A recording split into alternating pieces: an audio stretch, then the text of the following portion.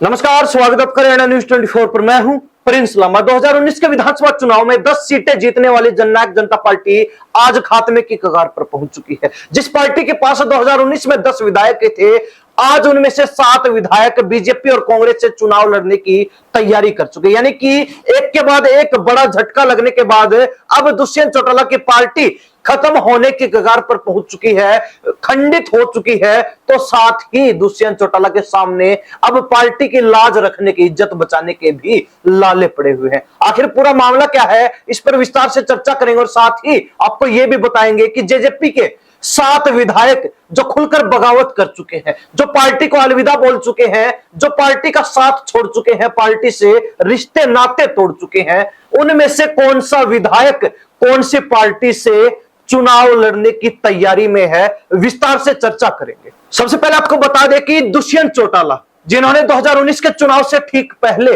Party का गठन किया और 2019 के चुनाव में 10 सीटें भी जीती, उनमें से सबसे पहली सीट खुद दुष्यंत चौटाला की उचाना सीट है। उसके बाद आती है उनकी माता नैना चौटाला, जो कि बाजड़ा से चुनाव जीती। उसके बाद अमरजीत ढांडा जुलाना से। उसके बाद बात की जाए तो देवेंद्र बबली टोहाना से, रामकुमार गौतम नारनौद से, जोगीराम सिहाग बरवाला से, रामनिवास सुरजा खेड़ा नरवाना से, रामकरण काला शाहबाद से, ईश्वर सिंह गुलाचिका से और अनूप धानक उकलाना से। ये 10 विधायक, ये 10 सीटें जो जेजेपी पार्टी ने 2019 के विधानसभा चुनाव में जीती। लेकिन अब कहीं ना कहीं वही 10 विधायकों वाले दुष्यंत चौटाला केवल 3 लोगों तक सीमित रह चुके। यानी कि 7 विधायक आज के दिन जेजेपी से रिश्ते नाते तोड़ चुके हैं, मुंह मोड़ चुके हैं। यानी कि दुष्यंत चौटाला जो लगभग 4.5 वर्षों तक बीजेपी के साथ हरियाणा सरकार में रहे गठबंधन करके, लेकिन गठबंधन टूटते ही कहीं ना कहीं जेजेपी भी टूट गई, जेजेपी भी खात्मे की कगार पर पहुंच गई। ऐसे में बात की जाए उन 7 विधायकों की, जिनमें सबसे पहला नाम देवेंद्र बबली का आता है। टोहाना से विधायक जेजेपी के रहे, पंचायत मंत्री भी रहे, लेकिन गठबंधन टूटने के बाद से लगातार देवेंद्र बबली की नाराजगी जेजेपी के साथ देखने को मिली। हालांकि यह नाराजगी काफी लंबे समय से चली आ रही है, क्योंकि देवेंद्र बबली अक्सर बीजेपी के बड़े नेताओं के साथ मुलाकात करते, मीटिंग करते हुए कई बार देखे गए। हालांकि जिस समय गठबंधन टूटा और दोबारा हरियाणा सरकार का गठन किया जा रहा था, मुख्यमंत्री बदला गया और नायब सिंह सैनी जब नए मुख्यमंत्री बने, तो वहां पर जेजेपी के तमाम विधायक उस मीटिंग से दूर रहे, सिवाय देवेंद्र बबली के। देवेंद्र बबली उस समय बीजेपी की बैठक में मौजूद रहे थे, जिसके बाद से यह स्पष्ट हो चुका था कि देवेंद्र बबली अब जननायक जनता पार्टी का साथ कभी भी छोड़ सकते हैं, दुष्यंत चौटाला को कभी भी ठुकरा सकते हैं। और हुआ भी वही।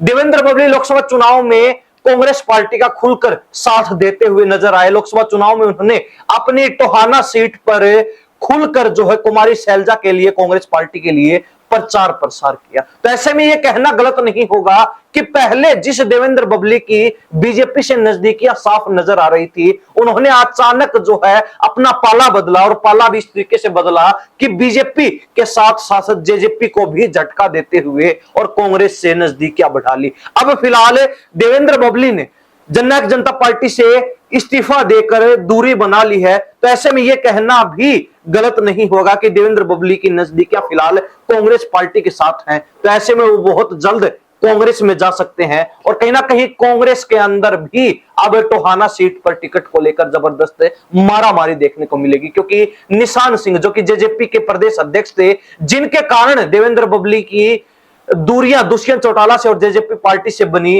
अब वो भी कांग्रेस के अंदर हैं और देवेंद्र बबली की भी जल्द ही कांग्रेस में एंट्री हो सकती है। तो ऐसे में कहीं ना कहीं निशान सिंह और देवेंद्र बबली के बीच जो टकराव जेजेपी पार्टी में देखने को मिलता था, अब वही टकराव कांग्रेस में भी देखने को मिल सकता है टोहाना सीट पर। ऐसे में देखने वाली बात यह रहेगी कि देवेंद्र बबली जो कि जेजेपी का साथ छोड़ चुके हैं, बीजेपी से भी दूरी बना चुके हैं, तो ऐसे में कांग्रेस में जाना उनके लिए फायदेमंद साबित होगा या नहीं होगा, ये भविष्य के गर्भ में है। इसके बाद अगर बात की जाए रामकुमार गौतम की, नारनौद से विधायक जेजेपी के रहे, लेकिन जब से दुष्यंत चौटाला सरकार के साथ गठबंधन में थे, तभी से जो उनकी नाराजगी साफ देखने को मिल रही थी, क्योंकि दिल में एक टीस, एक अरमान दबा हुआ था मंत्री बनने का, जो कि उनका पूरा नहीं हो सका। और इसी के चलते लगातार रामकुमार गौतम की, जिन्हें दादा गौतम के नाम से भी जाना जाता है, उनकी नाराजगी दुष्यंत चौटाला के खिलाफ अक्सर देखने को मिलती थी। अक्सर दुष्यंत चौटाला के खिलाफ, अपनी पार्टी के खिलाफ ही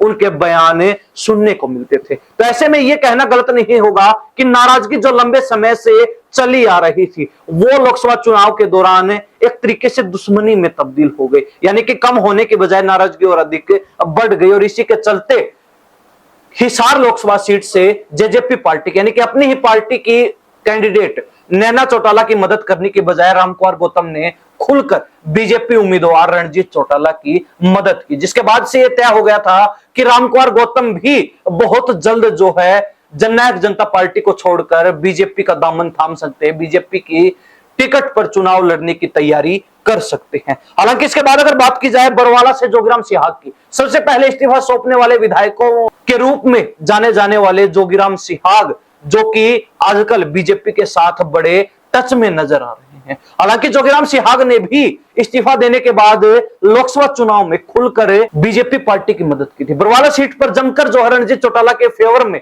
प्रचार प्रसार किया और जमकर जो रणजीत चौटाला की मदद करने की भी कोशिश रही। हालांकि रामकुमार गौतम की तरह ही जोगीराम सिहाग की भी मेहनत विफल रही, मेहनत रंग नहीं ला पाई, असफल रही। ऐसे में कहीं ना कहीं जोगीराम सिहाग भी इस बार बीजेपी की टिकट पर चुनाव लड़ने की तैयारी में, और कहीं ना कहीं बीजेपी के साथ उनकी नजदीकियां भी किसी से छिपी नहीं है। तो ऐसे में यह कहना गलत नहीं होगा कि जोगीराम सिहाग बीजेपी से टिकट की मांग कर सकते हैं, बहुत जल्द बीजेपी में देखने को मिल सकते हैं। इसके बाद अगर बात की जाए नरवाना से रामनिवास सुरजाखेड़ा की, हालांकि उनको चेयरमैन बना दिया गया था सरकार में, लेकिन कहीं ना कहीं दुष्यंत चौटाला ने उनको चेयरमैन से हटा दिया, जिसके बाद से उनकी नाराजगी कहीं ना कहीं दुश्मनी का रूप ले बैठी और वो लगातार दुष्यंत चौटाला से नाराज दिखे। और उसी नाराजगी का असर यह रहा कि लोकसभा चुनाव के दौरान रामनिवास सुरजाखेड़ा ने जेजेपी से खुलकर बगावत कर ली और जो है पूर्णतया दूरी बना ली। और ऐसे में कहीं ना कहीं उनकी बीजेपी से नजदीकियां भी किसी से छिपी नहीं रही, और अब कहीं ना कहीं नरवाना रिजर्व सीट से रामनिवास सुरजाखेड़ा बीजेपी से टिकट की मांग करके चुनाव लड़ने की तैयारी में है। इसके बाद अगर बात की जाए ईश्वर सिंह की, गुलाचिका विधानसभा सीट से, हालांकि ईश्वर सिंह की भी नाराजगी दुष्यंत चौटाला के साथ लंबे समय से रही है। यह बात बिल्कुल सही है, बिल्कुल उचित है, लेकिन अब कहीं ना कहीं ईश्वर सिंह ने जेजेपी पार्टी को अपना इस्तीफा सौंप दिया, तो ऐसे में वो जल्द ही कांग्रेस का दामन थाम सकते हैं, क्योंकि कांग्रेस से नजदीकियां ईश्वर सिंह की किसी से छिपी नहीं है। और कहीं ना कहीं कांग्रेस भी इस बार गुलाचिका सीट के ऊपर अपने प्रत्याशी को बदल सकती है। इसी उम्मीद में ईश्वर सिंह भी कांग्रेस में एंट्री कर रहे हैं, ताकि अगर प्रत्याशी का बदलाव किया जाएगा तो उनको मौका मिल सके एक सीटिंग विधायक होने के चलते। इसके बाद अगर बात की जाए शाहबाद से रामकरण काला की, हालांकि समय समय पर इनके बगावती तेवर भी देखने को मिले, तो कई बार इन्होंने दुष्यंत चौटाला का साथ भी देने का काम किया, लेकिन अब इन्होंने भी जेजेपी से दूरी बना ली है, इस्तीफा दे दिया है। तो ऐसे में कहीं ना कहीं रामकरण काला भी बहुत जल्द शाहबाद रिजर्व सीट पर चुनाव लड़ने के लिए कांग्रेस में एंट्री ले सकते हैं। ये चर्चाओं का बाजार गर्म है। इसके बाद अगर बात की जाए अनूप धानक की, जो कि उकलाना से विधायक जेजेपी के रहे, लेकिन मंत्री रहते हुए इनकी नजदीकियां बीजेपी से भिड़ी, और ऐसे में कहीं ना कहीं जब बीजेपी और जेजेपी का गठबंधन टूटा तो उसके साथ इनके चेहरे की भी रंगत उड़ गई, और उसके बाद से लगातार अनूप धानक राजनीतिक तौर पर काफी निष्क्रिय नजर आए। लेकिन अब कहीं ना कहीं जेजेपी पार्टी को इस्तीफा देकर और जेजेपी पार्टी से दूरी बनाकर माना जा रहा है कि अनूप धानक बीजेपी से उकलाना सीट पर चुनाव लड़ने की तैयारी में है। हालांकि इन 7 विधायकों में से 3 विधायक ऐसे हैं, यानी कि नरवाना से रामनिवास सुरजाखेड़ा, शाहबाद से रामकरण काला और उकलाना से अनूप धानक, तीनों विधायक रिजर्व सीटों से आते हैं। और इस बार जो है 2 विधायक बीजेपी से तो 1 विधायक कांग्रेस से चुनाव लड़ने का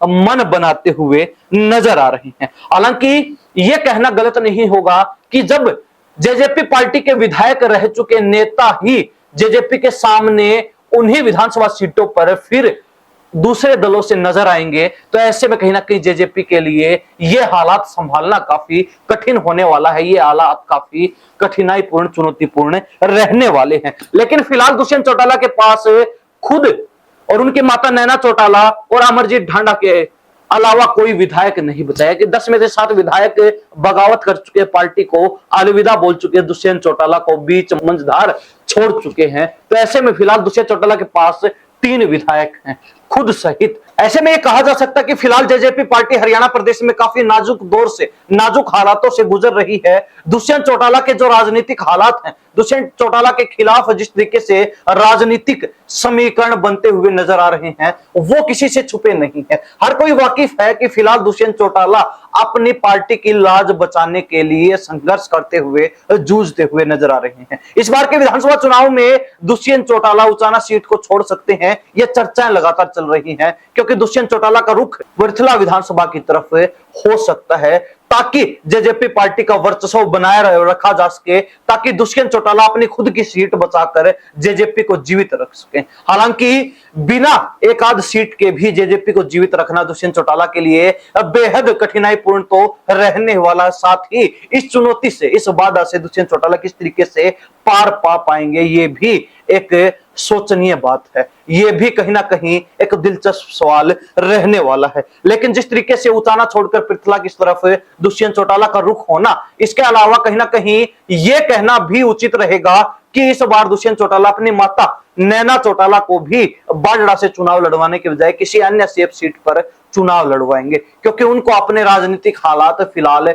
हरियाणा प्रदेश में पता है। तो ऐसे में सबसे सेफ सीट ढूंढकर और वहां से अपने उम्मीदवार उतारना, खुद को और अपनी माता को चुनाव में उतारना दुष्यंत चौटाला की फर्स्ट प्रायोरिटी रहने वाली है, ताकि पार्टी का आधार जो है मजबूत रखा जा सके, पार्टी को जीवित रखा जा सके। क्योंकि दुष्यंत चौटाला को भली भांति मालूम है कि 2019 में जिन सीटों पर विधानसभा चुनाव उन्होंने लड़ा, वहां पर हालात विपरीत हैं और हार निश्चित है। तो ऐसे में दुष्यंत चौटाला जल्द ही विधानसभा क्षेत्र बदलकर चुनाव की तैयारी कर सकते हैं। हालांकि हरियाणा प्रदेश की जनता इस बारे में क्या सोचती है? जिस तरीके से दुष्यंत चौटाला को विधानसभा चुनाव से ठीक पहले एक के बाद एक कई बड़े झटके लगे, कई विधायकों ने दुष्यंत चौटाला का साथ छोड़ दिया, दुष्यंत चौटाला को बीच मंझधार छोड़ दिया, दुष्यंत चौटाला को जूझते हुए छोड़ दिया। तो ऐसे में कहीं ना कहीं इसका क्या प्रभाव जेजेपी पर रहने वाला है? तो साथ ही क्या दुष्यंत चौटाला एक आध सीट निकालकर अपनी पार्टी की लाज बचाने में, इज्जत बचाने में सफल हो पाएंगे, या फिर इस बार का विधानसभा चुनाव पूर्ण रूप से दुष्यंत चौटाला के विपरीत रहने वाला है? जो एक सत्ता विरोधी लहर बीजेपी के खिलाफ काम कर रही है, ठीक उसी तरीके की एक विरोधी लहर का सामना दुष्यंत चौटाला को भी हरियाणा प्रदेश में करना पड़ सकता है, और उसके नतीजन क्या एक आध सीट भी दुष्यंत चौटाला नहीं निकाल पाएंगे? क्या लगता है? अपनी राय कमेंट के माध्यम से जरूर दीजिए। इन्हीं सब बातों के साथ हम प्रिंस लांबा, हरियाणा न्यूज़ 24। नमस्कार, जय हिंद।